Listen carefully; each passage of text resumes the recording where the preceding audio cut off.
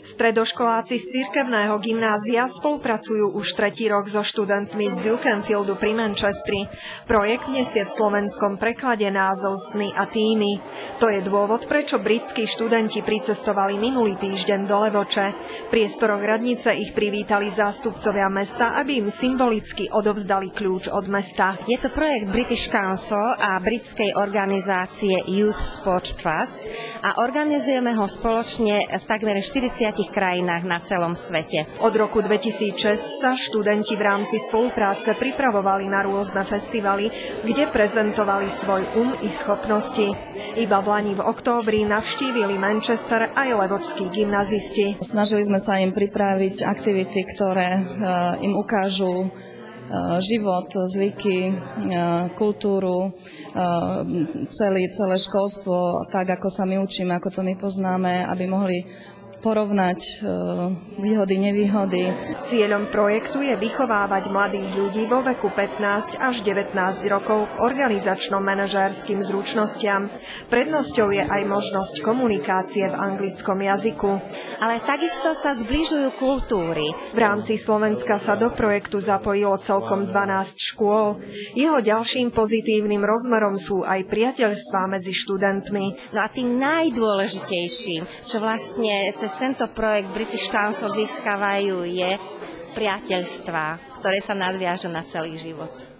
Ja vidím najväčší prínos v rozvoji turistického ruchu a v zlepšovaní našich jazykových schopností, keďže títo ľudia s nami rozprávajú každý deň okolo 8 hodín a vidím prínos najmä pre Levoču, keďže títo ľudia sa vrátia domov a budú rozprávať o tom, že aké je Slovensko krásne, pretože mnohí tvrdia, že Slovensko je omnoho krajšie ako Veľká Británia. Počas týždňa sa študenti z Dukenfieldu oboznámili s vyučovacím procesom, viedli neformálne rozhovory, svoje aktivity zhodnotili a neobyšli ani kultúrne pamiatky mesta.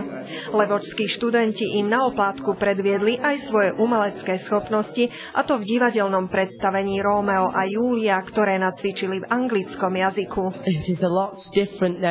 V tejto triede sa mi veľmi páči, ale vaše školstvo je od nášho britského veľmi odlišné. Naša škola má napríklad 900 študentov, táto iba 400. Naviac u nás je oveľa viac hluku a menej disciplíny a sú tam iné pravidlá než tu.